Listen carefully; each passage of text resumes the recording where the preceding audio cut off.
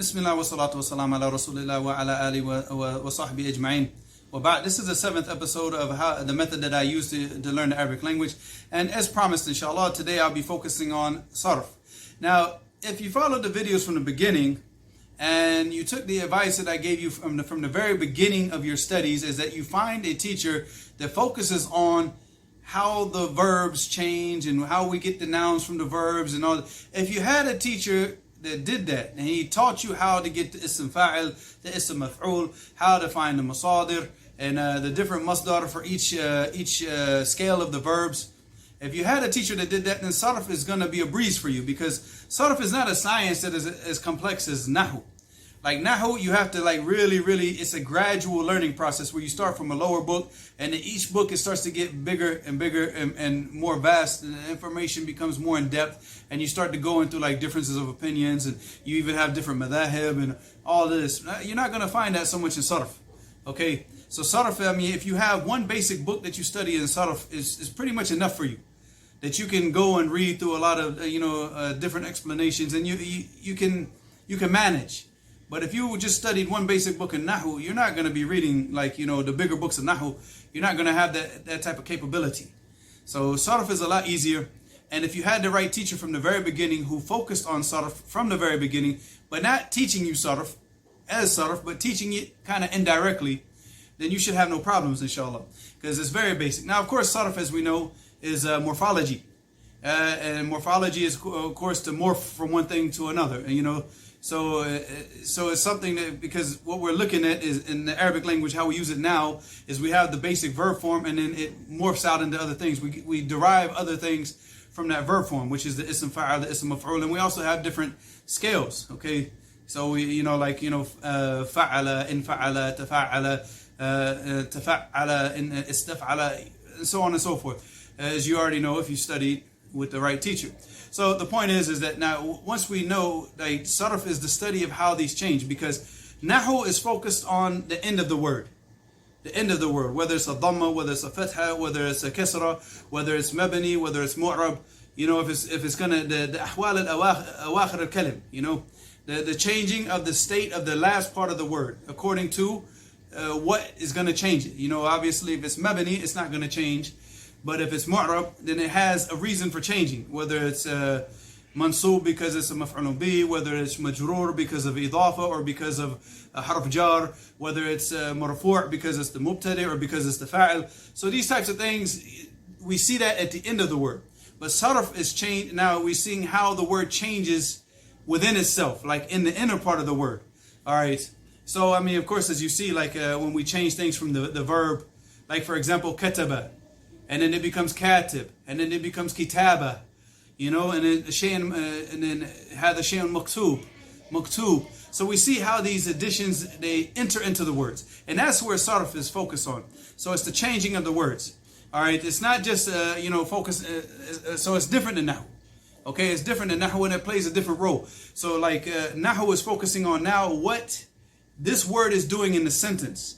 Sarf is not going to help you understand that. You understand? So Sarf and nahu, even though if you go back to the older books, they always put them as one. They never ever, we're talking about way back in the days of Sibawayh, they didn't separate the two. Sarf was always included in nahu. But then after a while, because they saw the difference, okay, so they separated them and they took them out, and then they started teaching them as separate sciences. And even in Alfiyat ibn Malik, if you see, the Sarf is actually in the metin, but it's at the end. So he has abwab al-sarfiyya at the end of the metin, which are probably about the last 250 lines of poetry. So the first about 750 or so is just nahu. And in the last part it goes over sarf. Okay, so that's what Sarf is focusing. It's focusing on how the word changes from the ism fa'al, the ism maf'ul, to the masdar, and things like that. So like I said, if you had a good teacher that went through this with you, you should, inshallah, you should have no issues. You should have no issues with Sarf. It's very, very basic. What I want to first talk about is okay, what books you should study, what books you should memorize, and just to get the basics of what you need to know so you can keep it moving. Because this is not a science that you want to spend years on. I mean, if you spent a year just focusing on Sarf, it might be a little bit too much, because you still need to be focusing on nahu and perfecting the nahu and practicing the i'rab and things like that. So Sarf is just something that you kind of do along with it, you know, to get something. I mean, let's say 6 months, inshallah. If you really sat down and memorized a good matan in Sarf, and you read the explanations and you studied that one matan very well, 6 months, inshallah, you should be pretty decent. Decent. I mean, you know, you can pick up any book and read any book about Sarf, which are very minimal anyways. So like I said, this is not going to be very major. Now, generally, when the people start memorizing, they memorize one of two books. Well, actually, the main book that everybody always memorizes is Lamiyyat al-af'al by Muhammad ibn Malik. Muhammad ibn Malik is the Imam of Nahu, and he's the one who wrote Alfiyat ibn Malik, and he's wrote so many other books. I mean, the type of service that he did for the Arabic language is unbelievable, and it's even said that he was the Arabic teacher for al-Imam Nawawi. Because in his debate in Alfiyat ibn Malik, we said رَجُلٌ مِنَ الْكِرَامِ عِنْدَنَا. He said رَجُلٌ مِنَ الْكِرَامِ عِنْدَنَا. They say that you know, that there's one of the most honorable people. He's with us. They say that this verse of poetry that he put in the Alfiyat was for Imam al-Nawawi, Allah yarhamahuma. So he's, you know, he's the Imam of like the later generations of Nahu, even to the point Ibn Hisham mostly benefited from the works of Muhammad ibn Malik. So he wrote this book. It's called Lamiyyat al-af'al, okay, which is just dealing with the changing of the verbs and how the verbs change. Now, this book, of course, is not complete. Now, and the issue with this book is the only you benefit from memorizing Lamiyyat al-af'al. Number one, it's very difficult, you know, to tell you the truth. I remember when I was in Yemen, and somebody gave me Lamiyyat al-af'al, and I first started reading it. And this is way back when I first started studying Arabic, because one brother in America told me that when he was in Damaj, that he sat down and he read every single line of poetry from Alfiyat ibn Malik 500 times, even to the point where he was reading it in his sleep.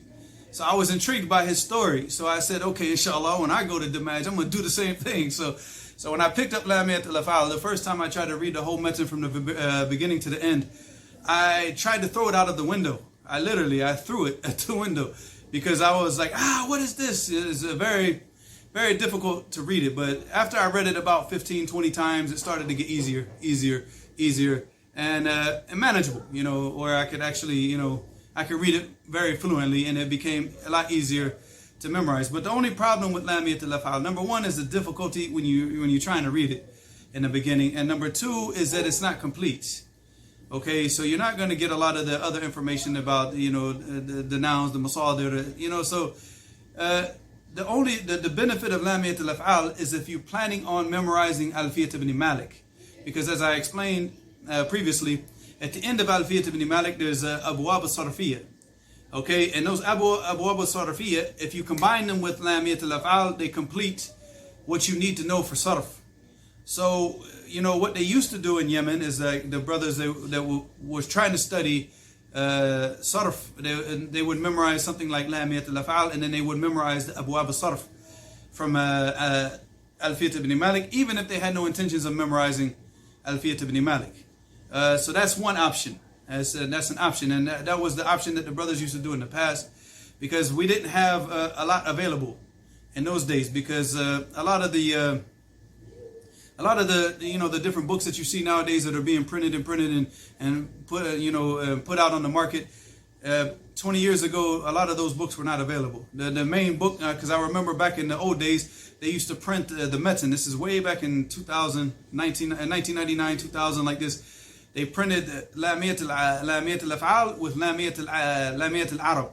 Lamiyyat al-arab is a poem from Jahiliyas, from Shanfara.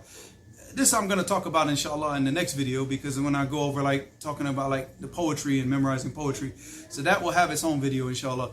But so this they put those two together. So generally people would just memorize Lamiyyat al-af'al and Lamiyyat al-arab, because these things were available, you know, because this is what they used to do in Mauritania, and they still do in Mauritania. So obviously Yemen in those days, it wasn't easy to find somebody to teach you Sarf, because the majority of the people, they just studied Alfiyat ibn Malik. They took the Sarf from Alfiyat, and that's it. And even some teachers, they wouldn't even teach the Abwab al-Sarf. from Alfiya. When I studied Ibn Aqil, the sheikh that I was studying with, he did not even teach. He only taught the abwab and nahu. And he said, you know, if you want to do the sarf, go do it on your own. So, I mean, it differs from person to person. But the majority of the people, they taught the sarf of Alfiya. And that's where the people got the sarf. So even those people, they wouldn't even memorize Lamiyyat al-af'al, the majority of the people. But then later, it started to change. But like I said, Lamiyyat al-af'al is only good if you memorize the sarf from Alfiya, because they complement each other and they complete each other. There's another book, it's called تصريف العزي. If anybody is familiar with the bookshops here in the Bilad al-Arab, in the Arab countries like Egypt and Saudi and Yemen, you've probably seen this metin before. It's blue. It's a very beautiful one. It came out maybe like about 3 or 4 years, I think, ago at one of the book fairs. And then it just started, like all the shops picked it up and started selling it. This is like it's a bit of, it's not a small metin, but it's not huge. And you got to keep in mind that a lot of these pages right here are just like, you know, they're not the actual part of the book. The book actually does not start until like right here. So you can see the difference. So I timed it before. I think it takes about 36 minutes. 36 to 45. I can't remember because it was a long time ago. Actually, I think it's about 45 minutes. It takes 45 minutes to read the whole metin all the way through. You could split that up over like maybe 3 days, because it's better to start reading over it. Like, for example, like let's say that you took the advice from the last video and you're trying to focus on memorizing mutammima. So mutammima is going to take a chunk of time out of your life to memorize, especially if you're trying to memorize mutammima while you're still memorizing the Quran. So you're kind of like going back and forth between the two, like some people do. If you have a super strong memory, then you can memorize them together. MashaAllah, tabarakallah. You know, you can consider yourself one of the blessed ones. But for us that are less blessed, we have to kind of like, you know, what I would always do is I would memorize from the Quran. And then if I felt like, you know, I felt that like, I wouldn't say boredom, but I just needed to change things up a bit, then I would start memorizing from mutammima. And then I would go along like that, and then I go back to the Quran and keep going back and forth like that. And of course, I didn't finish mutammima, and I still didn't finish the Quran. So hopefully, inshallah, these are the 2 things that I'm working on finishing right now, inshallah. So, but this one, you can just be reading it. You know, if you read it like 15 minutes a day, you finish it every 3 days.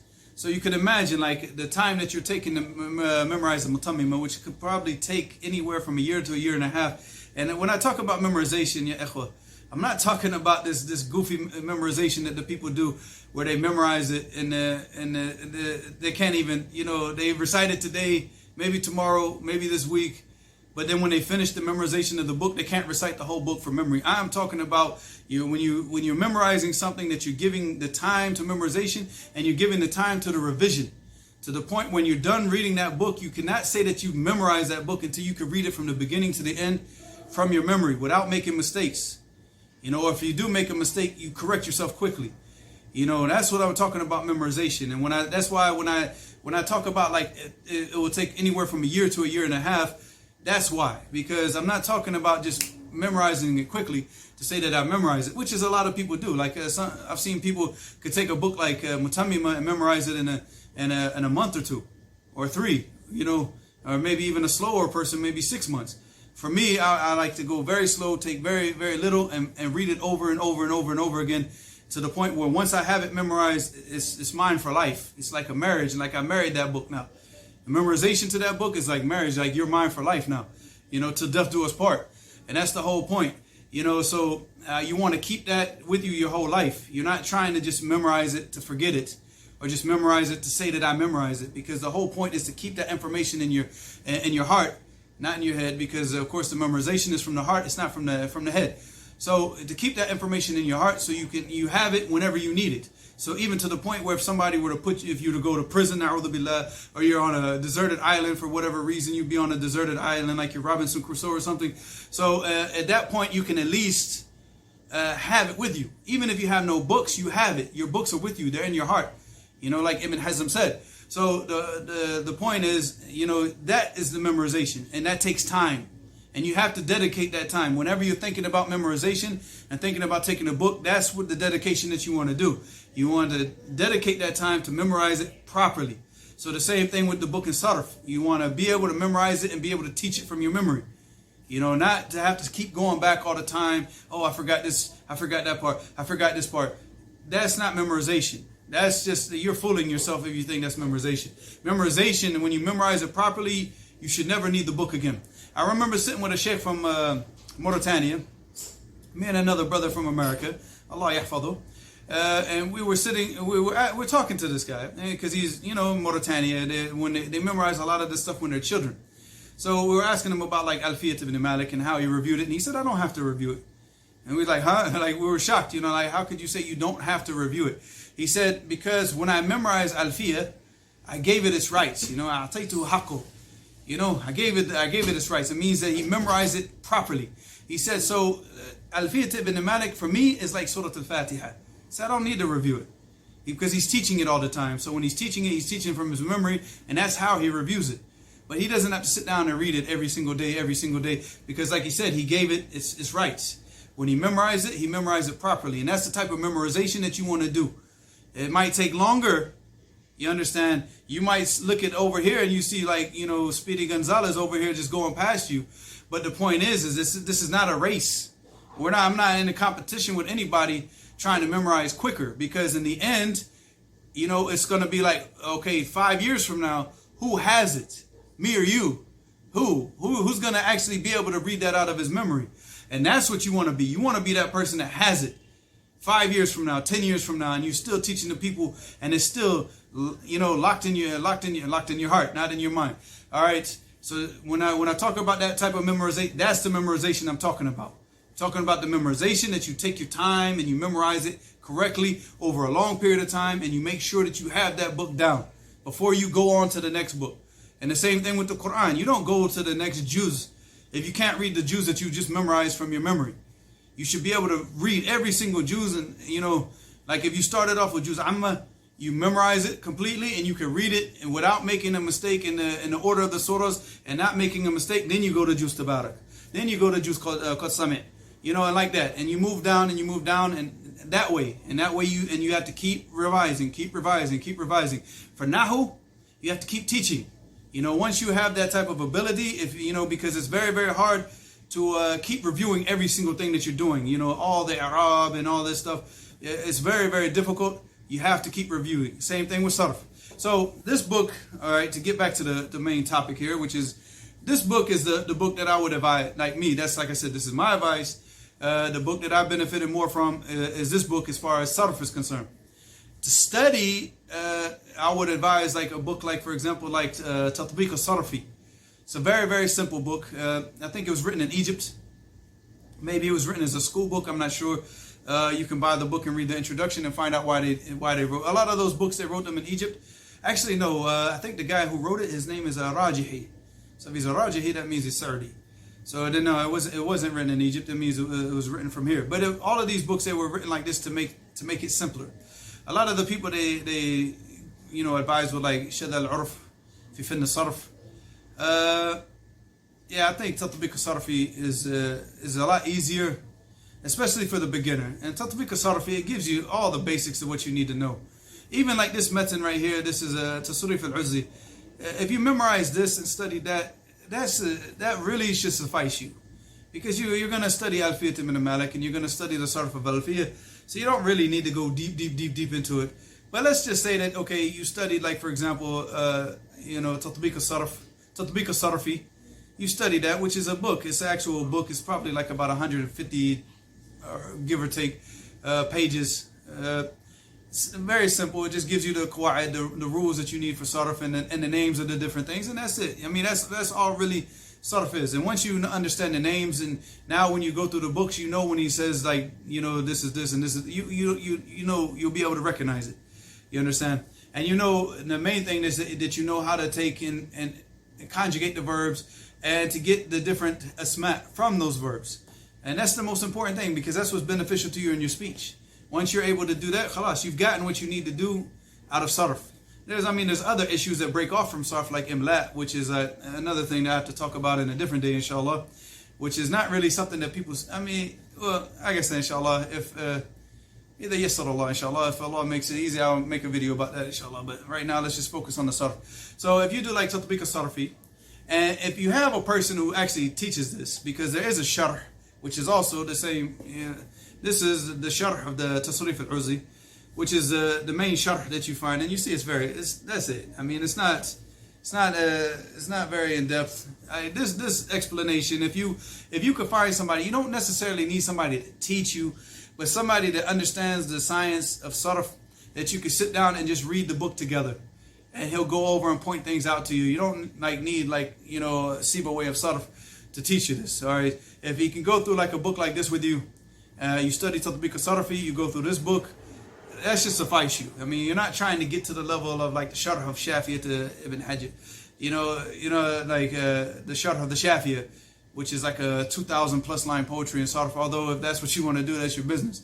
But the whole point is just to get what we need and keep it moving, because we have more important things we need to focus on, understanding the Quran, and of course, and going through the books of Sunnah, the books of Hadith, because the books of Hadith are the most important thing in your life after the Quran. So, I mean, that's it. We don't want to take too much time away from that. Okay? So, once you have that, you have like Tatbiq al-Sarfi, you memorize this matan, and then you basically at that point, inshallah, you'll be able to go and you can read any of the different explanations of Sarf from the different books. I mean, like I said, you're going to find a lot of this, everything's just very repetitive. It's not like nahu, where you're going to be getting different opinions because different madahib and things like that. So it's not really, like I said, you might find some difference of opinion about, like, for example, like the verb, like this mabni lil majhul, and it has a harf illa in the middle. What's going to be the fi'l amr? You might find like issues like that where they different, where there's a difference of opinion, but it's very, very limited. It's not like nahu. So I mean, so just keep it simple. With sarf, just keep it simple. And like I said, inshallah, in the next video, I'll talk about poetry and how to go into poetry, and inshallah, I'll do a later video about the bigger books of nahu. Because once you've gone through poetry and everything, now you want to like focus on like Ibn Aqil and Mughni Labib. And of course, in Ibn Aqil, you're going to get those abwab of sarf again anyways. It's going to be a little bit more in depth, and all the, any type of difference of opinion, you'll see it there. And so you don't want to waste a lot of energy right now. All you want to get the basics. This matan right here, if you memorize it, like I said, it takes about 45 minutes to read it, which is about it's more than half the time that it takes to read like Mutammima, because Mutammima takes about 100 minutes, give or take, to read. This takes about 45. So if you read those two together, like I say, you're reading Mutammima over and over, you're reading this over and over, it gets stuck in your head. Everything else, inshallah, it starts to become very, very, very easy. You go to Qatar al-Nada, it becomes simpler, and you're not going to find the abwab al-sarf like that in Qatar al-Nada. You're going to find it in Alfiya, but by the time that you do get to Alfiya, inshallah, you shouldn't have any issues, inshallah. Well, inshallah, it will suffice with that. Ilahana subhanaka Allahumma wa bihamdik, ashhadu an la ilaha illa ant, astaghfiruka wa atubu ilayk.